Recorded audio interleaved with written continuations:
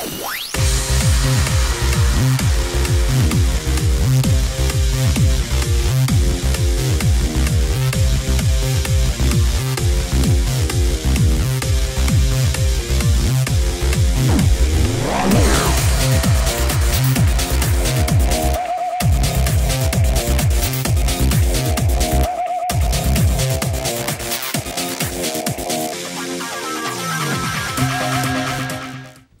everybody, welcome to a new episode of GeekStorm. I'm Sean Hilton, the owner of Comics Cubed, the home of everything geek-related in the city of Kokomo, located at 121 East Sycamore. I'm also the founder of the Kokomo Con. You are the poor man's Stan Lee is what you are. The largest comic convention in the entire city of Kokomo, Indiana. True. Plus, my mom says I'm pretty cool. This is my buddy Mike Allen Harrison, co-host, friend, pal, HPA. So, let's get into it today. I don't know what that means. You will. Okay. So, Mike, yesterday you invited me over. The biggest piece of the news this week? I don't got anything. All right, so yesterday Mike had a viewing premiere party with every single one of his friends in the world in attendance. I invited 10 people. You and your wife showed up, and I appreciate that. So he downloaded the leaked Supergirl episode from Pilot episode, right. Which CBS? CBS, that's correct. CBS has put it out. Now, all right, first off, this is leaked. It's leaked. It's out there. Months Yeah. beforehand. I don't even think there's a release date yet for Supergirl. I don't think so. Here's the thing, flat out. We're going to talk some spoilers about this because it's months, whatever, download it, whatever.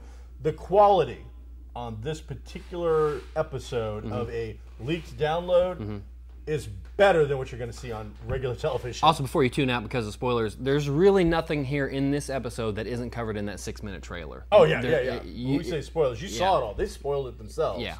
If you've watched the 6-minute trailer... You've watched the hour show. Yeah. So, but, this is... This was a screener. This wasn't somebody with a cam or stolen. This was professional. This was a screener. And what made it even better was there was no crap on the screen. No CBS, no trailer, no weather report, no, next week on nothing. A clean copy screen. This was like watching it on DVD. If only all shows could be illegal downloads. I would pay extra to have a clean screen to be able to watch my viewing. Right. So, it's an hour long, 40 whatever minutes. Right. It's an origin story, just like you see in the preview. She is 23, 24-ish, working for Catco, Cat Grant's company. And whereas in this world, they do say the word Superman. He exists. They acknowledge it. Several times. We saw in the preview, they talked about him and that, and they use pronouns. Yeah, I was going to say, they use mysterious pronouns to get around. But they actually come out this time and say, I think they say Superman once or twice. And then after that, it's his cousin and he's all referred this to other as stuff. your cousin, the big guy, that type of thing, yeah. One of the things that makes it interesting is Kara is... It's Kara. I just quoted the show. From the show. Kara is, when the show begins, is older by several years. She looks like she's about 12. And Superman is, an infant. He's swaddling, all that. So when they send him off in the thing, she goes second. It's basically they send off Superman's pod, and like 3 minutes later they send off her pod. Right. But when they send off her pod, Krypton explodes, and she gets caught in it a little bit and thrown off course. So she goes into basically suspended hibernation for 24 years, I think is what they say, 20-plus years. Well, she's not 34, so probably... Well, but she didn't age. How old do you think? I think it was like 20 years, because Superman went from being a little kid to being a reporter. You're right, 24 years. It's been about 20-some years that she lands on Earth. She's been in hibernation, so she has not grown at all. Right. When she left as a 12-year-old, she was told, you're going to be there to take care of... Kal-El. And that's, because you're older. Yeah. Right. So she gets there, now she's 12. Superman is now, 25 or whatever he is. Right. He's got a job, life's gone on, and so her mission is kaput. And so he puts her with a little family, and that's where things get going. Yeah. That's the origin, and that's what we see. Yeah. So she arrives on Earth, and we only spend 10 minutes in this whole entire story, but she arrives on Earth as like a 12, 14-year-old, and as soon as she crash lands, Superman is there to grab her up and place her with a family because he wants her to be raised in the same manner that he was with humans, around humans, and and to be in a loving. But he chose a different family. Oh yeah, yes. That was the other thing. They didn't say how they were picked, and hopefully they get into that because they chose two very specific stars, celebrities, to be these. Yeah, I'm not gonna say who they are, but you're gonna love it. Yeah, we actually like. Yeah. Oh, that's perfect. Both of them, Holy cow. it was cool. So really well done. Yeah, the in it, by the time it's done, she goes from she knows she has powers, right? But she has chosen to not use them. Right. Not in any kind of grandiose monk. Right. I'm putting it all away thing. She just like basically as Superman's here. Right. He's already doing it. He's perfect at it. Right. There's not, and when I say perfect, this isn't like some teenage thing where she's jealous. She's like, it's covered. I don't have to do it. I want to live a regular life. Right. We then have the accident, of course, that forces her to go out and do. And then when she does the super saving people, she gets that fix, and she wants to keep doing it. So we get the origin story. We get the beginning of her career. Right. We get family stuff. We get romantic love interest, kinda. That's played up way more in the preview than was actually in the show. That's something I was going to bring up. The complaints about it being very romantic comedy, the 6-minute preview made it seem that way, especially with the music. Yeah. In the actual 1-hour episode, it doesn't have that feel as much to it. If they got rid of that music in the actual movie, there's like 2 segments where they're playing that, just Ally McBeal type of piano music while 2 people are talking. That does seem very romantic comedy-like. If they get rid of that and change it with something else or nothing at all, I don't think it would have gotten as many comments like that. One of the other things that I felt was, you got to have suspension of disbelief, obviously, in order to even watch this show or any of these shows. But just the fact that, okay, Kal-El's grown up. I don't have a mission anymore, so that's why I'm not, wearing the tights or anything as an adult. But I just have to believe at some point there's something going on in the world where she's like, they could really use my help. She's not a bad person, obviously, so that part is a little unbelievable. But if you get beyond that, the showrunners wanted you to see the infancy of her powers, basically. It was, she flipped on the light. There's a couple little things, little nitpicks about it. There's like your typical, it's almost a little CW-like in the fact that there's an organization that's out there to help prevent aliens from destroying the world and doing stuff. She has a connection to it that's just too on the nose and makes that a little silly. You've got this whole shtick where the organization, which is all humans, like are telling her that she can and can't help and that she needs to just calm down, and even makes a derogatory comment towards her at one point that I'm just like, you are Supergirl, Superwoman, whatever it is, you have the powers of Superman, and you are telling me what I am and I'm not going to do. Yeah, there's something going on off screen or whatever, and they're like, well, we need to send out a strike team, whatever, and she's like, let me help, let me go and do. I'm like, you're not going to let me do anything. You're gonna let me do. Can I have that soda? Thanks. And then I'm gone. I'll go do the thing. So that's guy talk. Maybe maybe her confidence isn't there yet or whatever. It'll be. It definitely is in the show. It builds. Yeah. Good. I liked it. It's got. This was I thought a good premiere. Spot to drop it. You got to see a lot going on. It's got some potential to be a really fun, good show. Mm-hmm. It's got some potential to be a really bad, formulaic monster of the week. And we did get a cheesy monster of the week in the very first episode. Yeah, you really didn't know who he was. However, they opened it up because the story really isn't about that monster of the week per se. No. He's used as a device to open up the big reveal at the very end, where you find out there's even more connections to why she's on the planet, what happened, and who's involved with it. So a lot of spoilers we gave you, but we're actually, I think we hid, or we didn't talk about the really big, cool stuff that you'll still get out of it. And the last thing I'll say about it is that the special effects were really good. And I know this was a pilot, and a lot of times they'll inject a lot of money into a pilot, just get it sold, obviously. But if they can keep up that level of special effects, it was solid. It was very good. Hopefully, if that new Legends of Tomorrow show on CW, if that had that level of special effects, it'd be an amazing show. I don't think it will, but it was good. Music for the most part. Yeah, it wasn't bad. They definitely tried to clone a little version of John Williams thing for her. Yeah, it wasn't the Superman theme. They probably couldn't get a hold of that. I'm sure they would like to, but it was a solid show. I'd give it a solid 8, to be honest. It's a fun show. Yeah. Now, did you get a chance to watch Aquarius yet, or is that going to be next week? No, I'll watch that. Watch that maybe tonight or tomorrow. You said there was 20. Now, last night you mentioned there's like 21 summer TV shows that are getting ready to drop. Right. So, besides the fact that there's some cool stuff coming out, and those will all be shorter seasons usually. Right.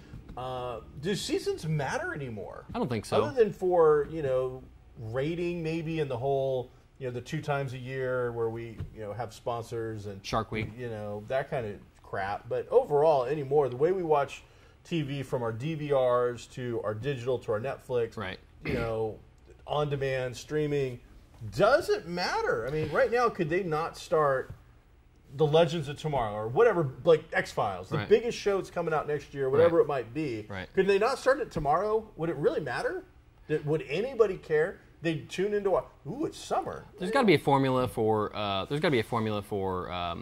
how long people will stay with the show before they need a break, or do they want to see it all at once, or something like that. I mean, right now you've got back when we were kids, it was fall through spring and then reruns through the summer on everything. Everything did that because they thought kids are outside, they're not going to be watching TV. People are off doing things, vacations. Nobody's watching TV.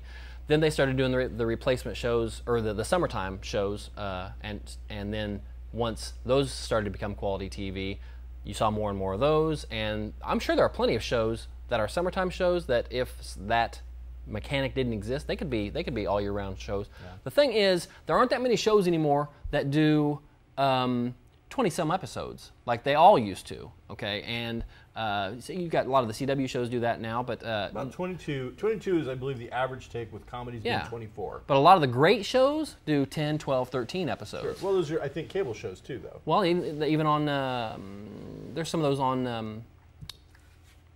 Mid-season. Okay, I can't think of any on network. So maybe Agent Carter did it, but that was kind of a mid-season kind of a thing. Right. So anyway, you can't go a whole year, with 10 or 12. No, I don't want to go 40 episodes or something like that. I'm saying though, like they're going to wait till whatever to put out Supergirl. Right. Why would it matter if we put it out right now? Oh, it's probably not done yet. Well, okay, but point being is, whatever show, why is it we're now forcing ourselves into this, contrived fall through spring? Right. It's not necessary anymore. I think we're beyond that. Now, Netflix just recently put out a new show called Between. I haven't seen it yet. It may be good. It may not be good. Did you see it yet, Mr. Mike Dukes? Behind, and what did you think? What was your take on that? I mean, the concept appears to be if you're over 22 or something, you die. Yeah. Or now, is it you die, or is it if you die, you stay dead?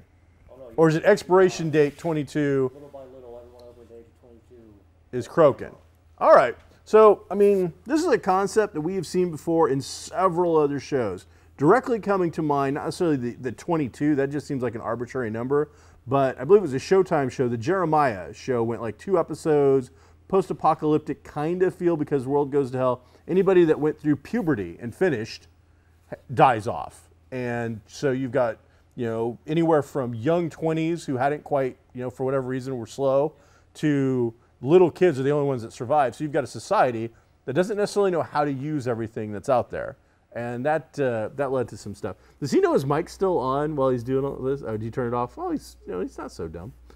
But the reason we really bring it up isn't the fact that Netflix has a new show, because they have a ton of new shows anymore. In fact, Netflix is putting out so much new material that I don't even know for sure if they're even, if anybody even knows about it. There's like a Jane Fonda comedy, which I won't watch, but we'll go into that. There's another take on a British comedy. There's a lot of stuff. But the point is, this is the first time that Netflix has gone and done a weekly episodic show. You have to wait a week between episodes to see it. What the hell is that all about? I didn't get Netflix to watch stuff on a weekly basis. I didn't do that. I got Netflix so I can watch 50 episodes of whatever the hell I want to watch in 50 hours.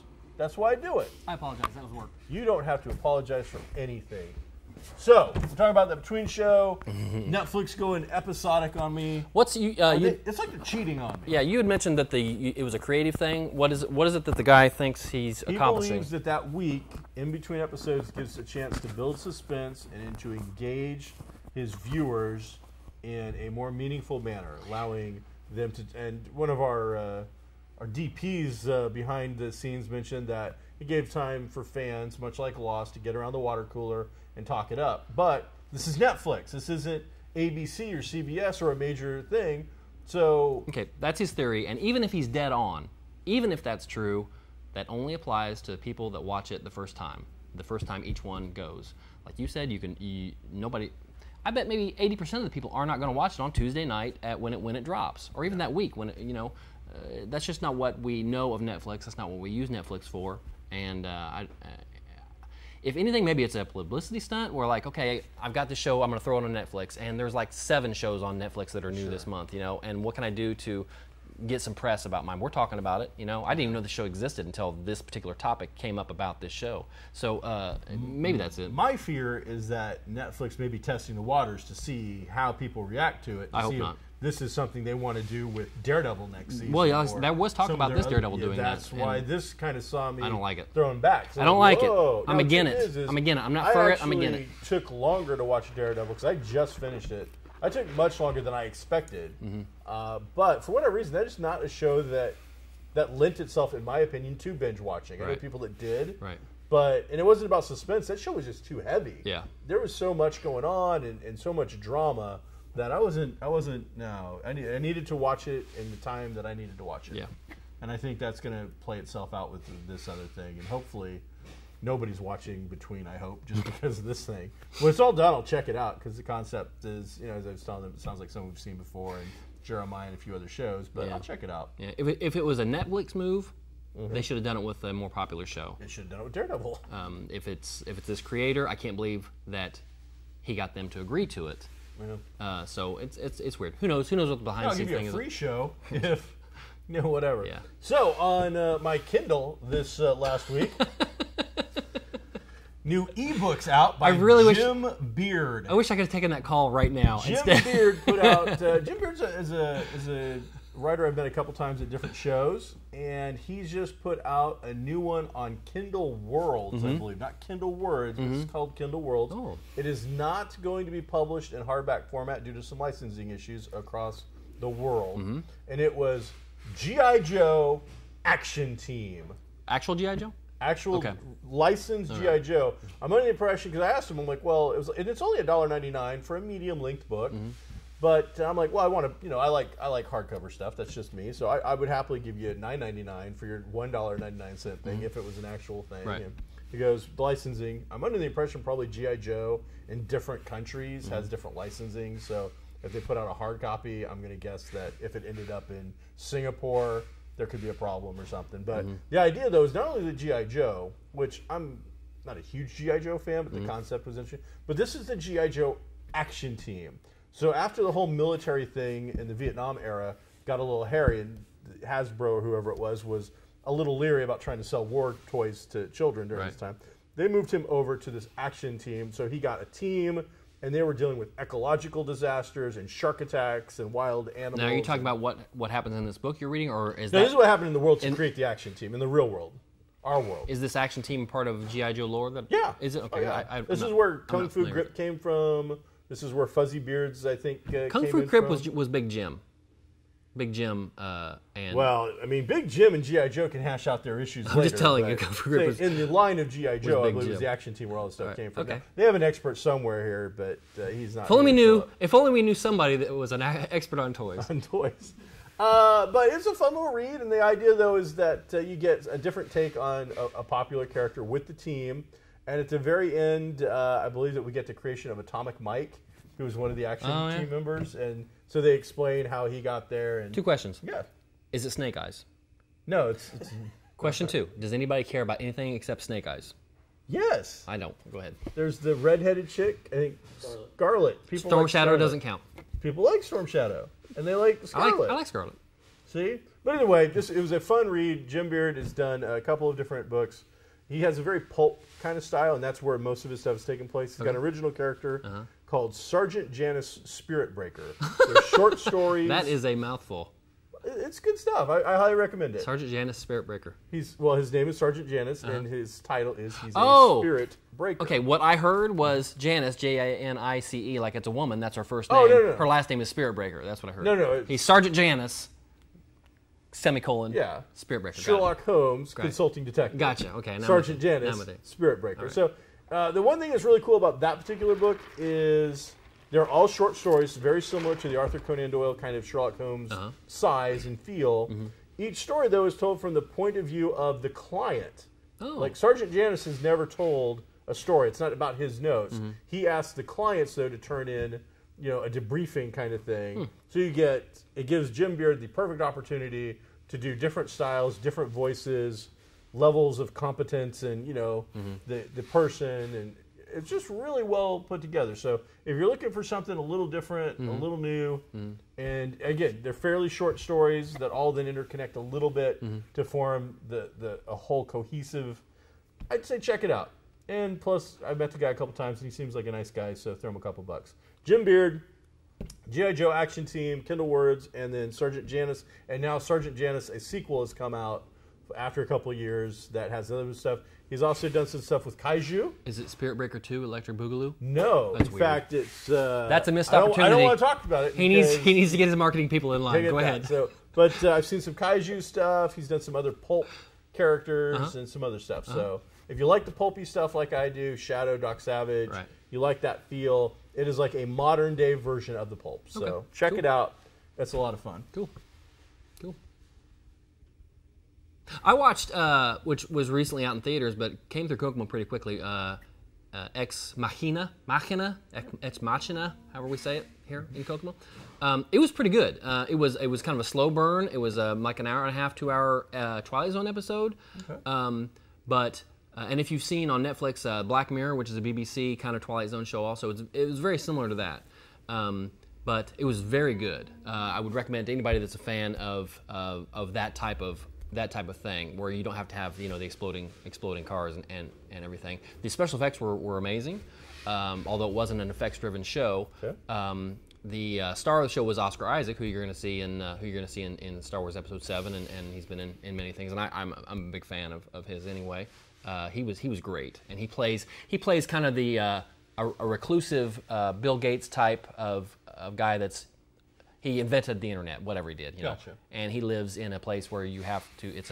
It's a helicopter ride away. And the very first scene, this guy wins a contest or something like that. He's a programmer, and he's in the helicopter on the way to this guy's house. Okay. And he says to the helicopter pilot, "How long until we get to his estate?" And the pilot says, "We've been flying over his estate for the last 2 hours." So you get the idea of the scope of where he's at and how much money he has.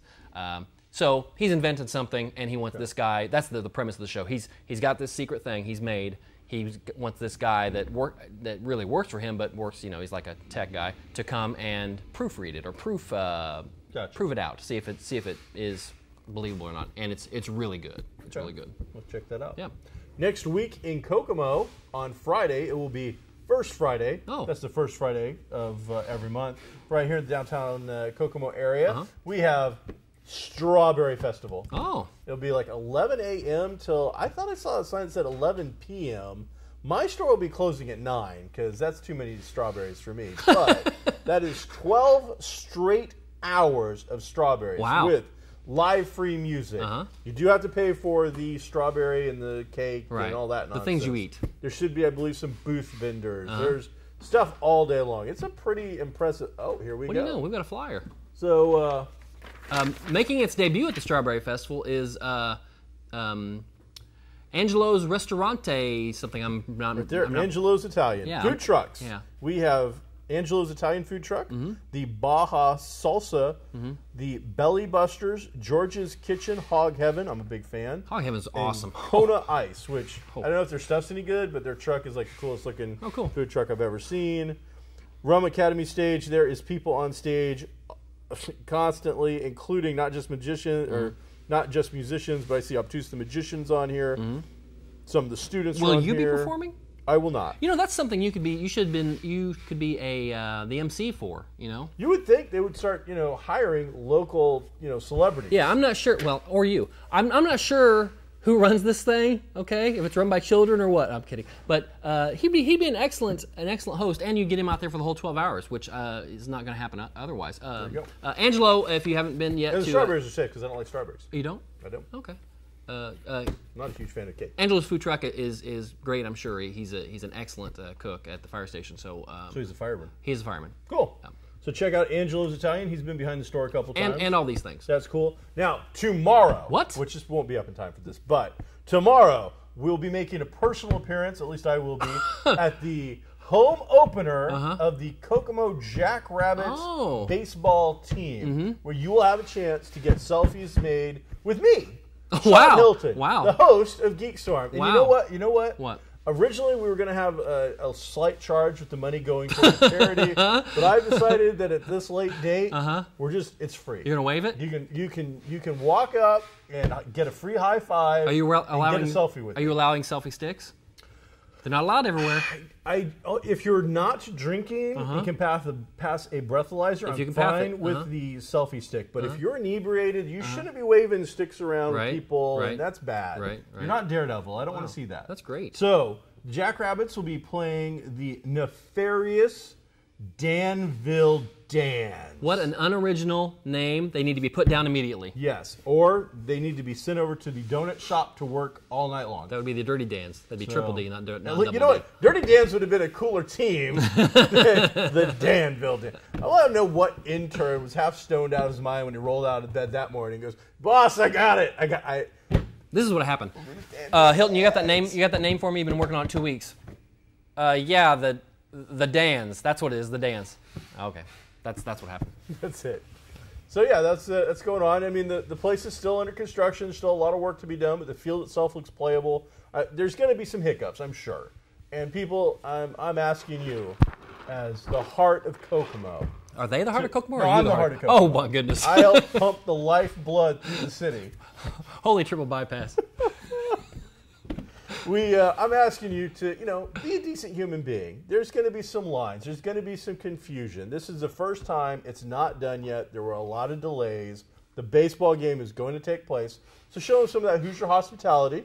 Calm down a little bit. Get yourself, a hot dog or a drink or whatever, and, just go with the flow. Here's my concern, and this is for you, who I believe is the heart of Kokomo, that the outfield runs along Apperson Drive, Apperson Avenue, Apperson Street, and it's a very busy street. She's going to launch balls over it. I'm afraid that kids are going to be running after balls, so please instruct your children who might live in the area and just go down to watch, because I believe you can see the field. They need to put a net up in the back, because it does that's a busy road. Well, I was talking to my dad, and I said, it looks like 320, 330 is what I heard, and he said, well, you would have to hit at 400 to get it out in the street. Into the street. Yes, well, and it looks shorter than it really is. I don't know anything about baseball. I don't either. Is 400, is that like a big deal?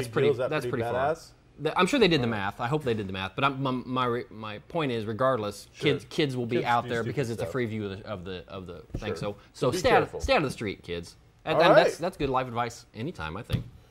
DC Comics ends the Convergence. Big storyline for them. They went 8 straight weeks with this bad boy. A lot of stuff happened, but truthfully, it really all came down to 8 pages of two pages at the very end. And that was, spoiler, they went back 30 years in time and rewrote Crisis on Infinite Earths. Wow. DC Comics at one point had 50 different versions of our Earth, including silly versions and old 1940s versions, the current, and they had all these different worlds, and they would sometimes interconnect.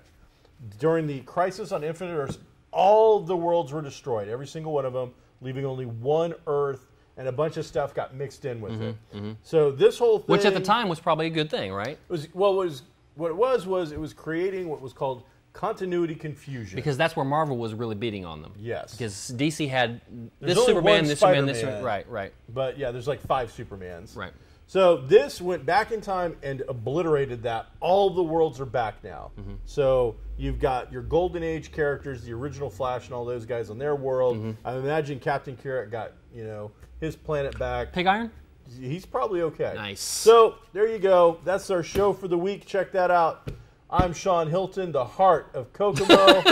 This is Michael Allen Harrison. I'm more like the left elbow of Kokomo. What is that? I don't know what that means. This show. We'll talk to you later. Check us out at Comics Cube. Be groovy, folks. I know what it is. It's true.